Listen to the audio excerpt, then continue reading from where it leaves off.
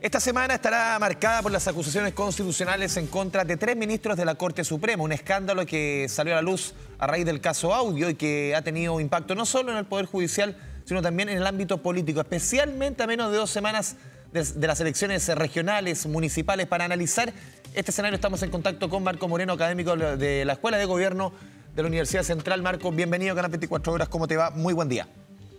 Hola Andrés, muy buenos días. A ver, lo planteaba al inicio, ya venimos de una semana bien convulsionada respecto a acusaciones constitucionales, algunas que avanzaron, otras fallidas, tuvimos el pleno de la Corte Suprema, otra semana que va a ser igual de convulsionada. ¿Cómo esto se mezcla con elecciones aparte que son en cuánto? En 12 días más y que tampoco uno ve mucho ambiente, Marco? ¿Cómo lo ves tú? Sí, efectivamente, a 12 días, como tú dices, de la elección, no vemos ni el ánimo, ni el clima electoral que habíamos visto en otros ciclos políticos, incluso cuando el voto era voluntario, ¿no? En esta ocasión tenemos el voto es obligatorio. Y todos estos elementos que tú estás dando, las acusaciones constitucionales, lo que pasa con los efectos del caso o las esquirlas o derivadas del caso Audio, la situación con el fiscal nacional, en fin, todos esos elementos forman parte de las cuestiones que la gente tiene presente al momento de dar su decisión electoral, porque la gente está tomando su decisión cada vez más cerca del momento de la elección. Probablemente la próxima semana, aquellos que no tienen muy claro por quién votar, especialmente en la elección de gobernadores, la de consejeros regionales, que es la que cuesta más, ¿no es cierto?, poder asociar nombres.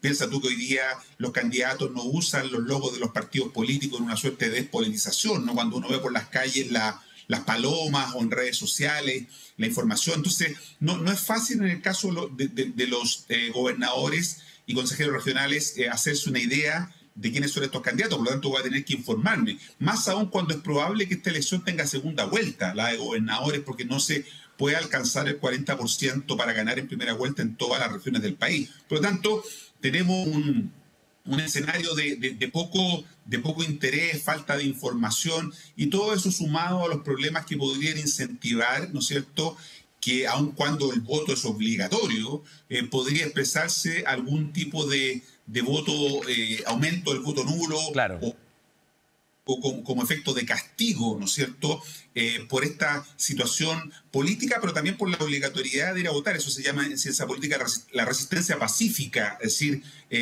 claro, tengo que ir a votar, pero voto en blanco y nulo como una señal de malestar y descontento. Fíjate, Andrés, que en la última elección del Consejo Constitucional, no hubo 2 millones de votos nulos y blancos. Probablemente ahora, como te decía, en el caso de los consejeros regionales, especialmente los gobernadores, tengamos un aumento, ¿Marco?, en los votos nulos y blancos, llegando a casi cerca de 3 millones. Sí, ¿por qué se da que en algunas elecciones se está dando ese nivel de voto blanco o nulo? Porque uno ve, por ejemplo, en elecciones presidenciales u otras, el voto nulo blanco es muchísimo menor. En porcentaje no alcanza, no sé, al 2%, 3%.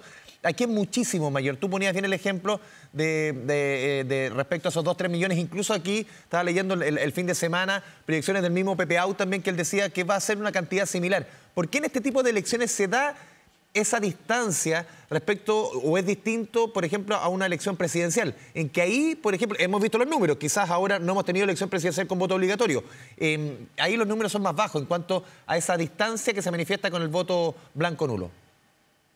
Claro, en primer lugar, el alto número de candidatos, ¿no es cierto?, que hay, por ejemplo, la elección de consejeros regionales, hace que la gente efectivamente se pierda, ¿no?, de cuáles son las opciones que están en disputa. Es distinto elegir entre 2, como dices tú, a elegir entre 10 o 15, que son los candidatos a consejeros regionales. Por lo tanto, hay un factor que puede influir en esa elección, que es la menos informada, en la que menos tenemos conocimiento.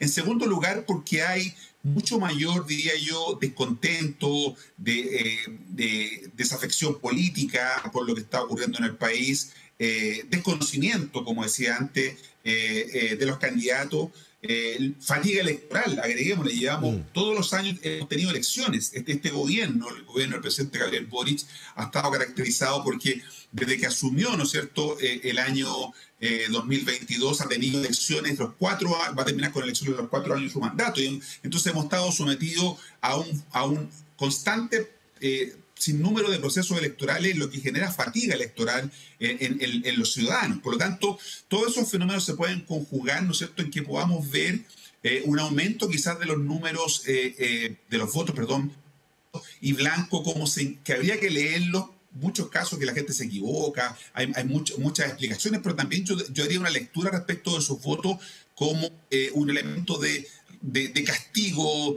de mostrar malestar, de resistencia pacífica, como te decía, a la coerción estatal que significa, ¿no es cierto?, el voto obligatorio. Por lo tanto, son varios elementos los que podrían verse expresados en esas manifestaciones. Sí, Marco, ¿qué efecto puede tener en la votación, por ejemplo, en ciertos sectores políticos, por ejemplo, el caso Audio? Hemos visto que, de acuerdo a la discusión, se ha apuntado más hacia Chile Vamos, donde más le podría pegar puntualmente a la UDI.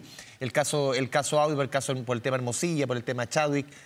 ¿Dónde podría golpear más? Uno podría también entender que, por ejemplo, el caso Convenio ya golpeó lo suficiente al Frente Amplio, lo puede seguir golpeando. ¿Cómo ves que estos casos que hemos ido conociendo durante los últimos 2 años puedan afectar los votos del día 26 y 27?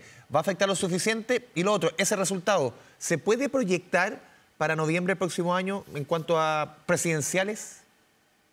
Sí, yo diría 2 cosas. Lo primero es que la corrupción en general golpea a todos por igual, golpea a la clase política en su conjunto, ¿no? La gente siente que los que tienen poder, los que tienen, ¿no es cierto?, acceso al poder son los que se aprovechan de eso para mejorar y para conseguir sus propios intereses en perjuicio del resto, y lo hacen de manera que... o sea, ¿tú no ves que este caso en particular va a golpear más a uno que a otro? No, o sea, en principio te diría eso como elemento, pero en segundo lugar, la segunda bajada es que efectivamente estamos viendo que en el caso Audio y sus aristas, Chadwick, Cubillos, ¿no es cierto?, la gente hace una asociación a estos actores como parte de la UDI, ¿no? De hecho, eran militantes de la UDI. Sabemos que ambos renunciaron. El que lo hizo hace muy poco es Andrés Chadwick, pero su nombre es una persona, es un coronel de la UDI, ¿no es cierto?, muy fuertemente vinculado a este partido, lo igual que Marcela Cubillo, que renunció hace más años. Pero en el inconsciente colectivo, en el imaginario colectivo, la gente los asocia como parte de la UDI. Por eso es que puede haber un castigo, ¿no es cierto?, a los candidatos de la UDI, que ese castigo no lo capitaliza el oficialismo. No es que la gente vaya a votar a favor del oficialismo, podría votar nulo o blanco, o podría desplazar su decisión a candidatos del Partido Republicano, probablemente en un número más importante, o a candidatos de Renovación Nacional y Evópolis, porque que efectivamente la UDI va a tener probablemente un castigo electoral expresado por esta acumulación. Lo que tiene la UDI, ¿no es cierto?, es un agregado de situaciones que viene arrastrándose hace varios años.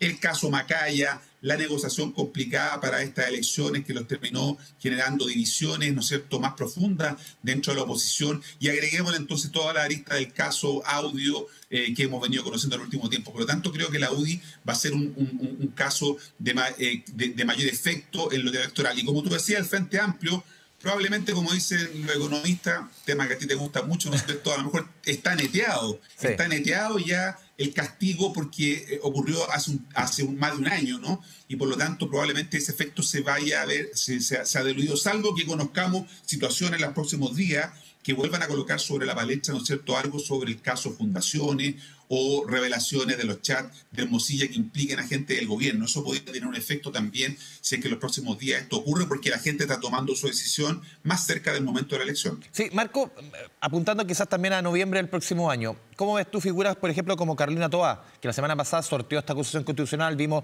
el nivel de aprobación de las personas que ha crecido en la última CEP, pese a la crisis de seguridad, hay una mayor aprobación hacia la ministra Toá. ¿Cómo ves la figura de ella? También tomando en consideración, por ejemplo, Claudio Rego, ¿qué pasa si él gana en primera vuelta en la elección de gobernadores y con una importante porción de votos? Ahí habría que elegir entre ellos dos. ¿Cómo ves tú dentro del oficialismo esa figura que sea? Sí, bueno, recordemos que en la oposición Evelyn Matei cae 7 puntos en la encuesta Academ de este fin de semana. Ya en la CEP había demostrado un cierto estancamiento, entonces ahí creo que se están prendiendo luces de alarma respecto a esa candidatura. Ayer en Estado Nacional, José Antonio Kast volvió a decir que será candidato, no por última vez, pero va a ser candidato, y si le va bien a los republicanos en esta elección del 26-27, eso podría ser un impulso para su candidatura. Y en el oficialismo, como tú muy bien señalas, No tenemos todavía desplegadas figuras, a pesar de que Carolina Toá, yo creo que salió fortalecida de la acusación constitucional. Probablemente ella va a tomar su decisión de dejar el gobierno después de la segunda vuelta de gobernadores el 24 de noviembre, no lo va a hacer antes, o quizás más cerca de marzo, que es el momento en que el oficialismo va a discutir este tema, ¿no? Recordemos que ella no tiene la obligación de renunciar como lo tienen que hacer los ministros y ministras que quieran ser candidatos al Parlamento, porque esta prohibición no rige para los candidatos presidenciales. Por lo tanto, eventualmente, si quisiera, o si el presidente Boric así lo quisiera también, ¿no es cierto?, ella podría renunciar más cerca de la primaria, pero eso le impediría hacer campaña. Y está, ¿no es cierto?, la posibilidad de que Claudio Rego, si logra sacar sobre 2 millones de votos, 2,5 millones de votos, ¿no?, para ganar en primera vuelta, lo deje muy bien posicionado como una carta alternativa si es que no logra prender la candidatura de Carolina Toá como nombre más bien instalado del socialismo democrático. Pero todavía falta mucho tiempo, lo hemos conversado varias veces contigo, Andrés, en política estos meses, claro, 1 o 2 meses son una eternidad, ¿no? Y por lo tanto en política eso es muy dinámico. ¿Y la figura de Vladimir Milosevic, esta irrupción para algunos adelantada, cómo la analizas? Lo que ocurre con el diputado Milosevic, porque claro, se adelanta para poder instalar un liderazgo. Él tiene bajo nivel de conocimiento, por lo tanto su esfuerzo será ser conocido a nivel nacional, ¿no?, como una opción joven, ¿no es cierto?, que le imprime una cierta vitalidad a la política, y por lo tanto lo hace desde ese punto de vista, y de alguna manera le da un mejor pie de negociación para lo que venga el próximo año, si es que los resultados electorales también ahora acompañan al oficialismo. Tienen que conjugar todos esos elementos.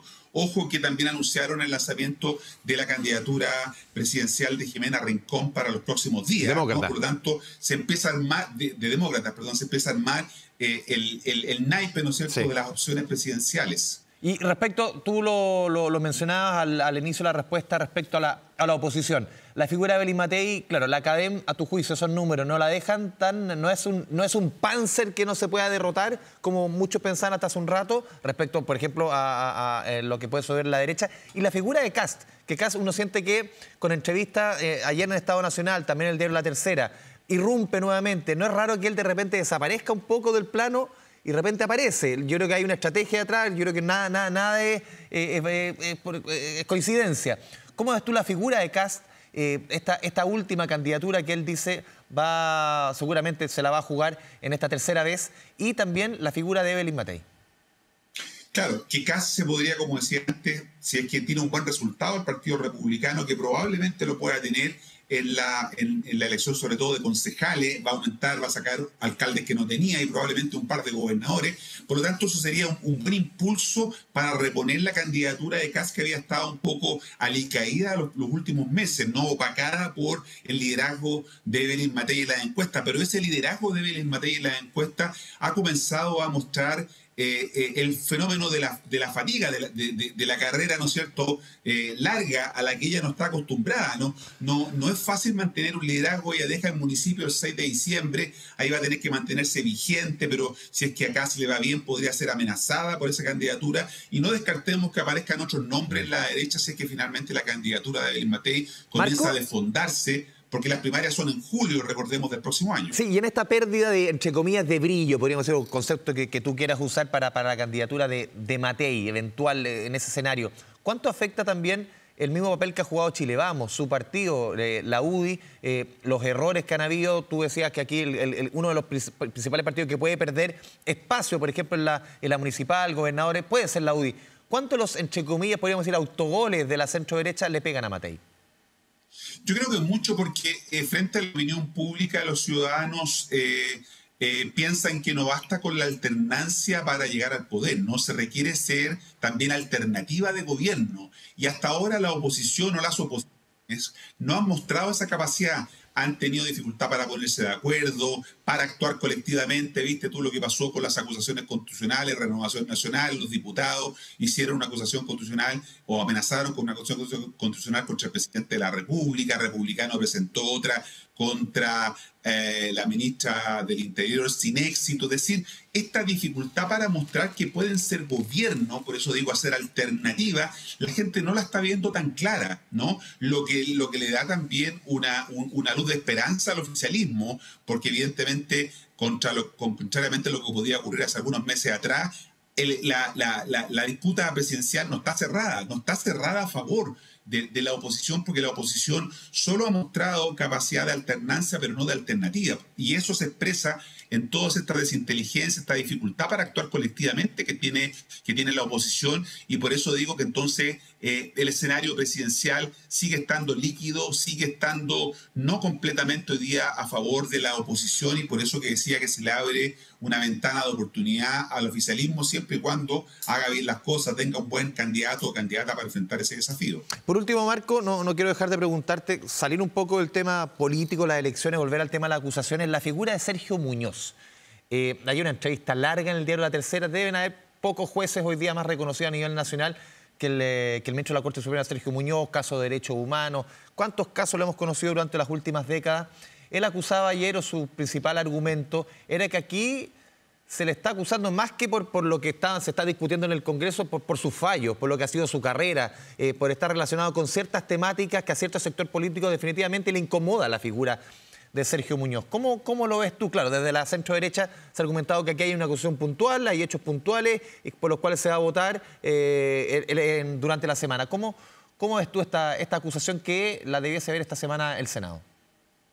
Sí, bueno, evidentemente la explicación de ayer era una explicación racional y técnica, ¿no?, de por qué el libro acusatorio o los capítulos con los que se le acusan no tienen sustento jurídico. Pero la opinión pública también tiene una visión más allá de lo puramente jurídico. Esta es una acusación política, fundamentalmente, ¿no? Las acusaciones constitucionales tienen ese carácter, una acusación política. Y por lo tanto, él, si bien es cierto, hace una buena argumentación, para mucha gente también quedan dudas respecto de su situación en relación a lo que pasó con su hija también, jueza, que no queda claro la situación que lo involucra en relación a si entregó o no entregó información. Él da argumentos técnicos, pero la opinión pública y las cosas en política no son lo que son, sino lo que parecen, ¿no? Y lo que parece es que él habría cometido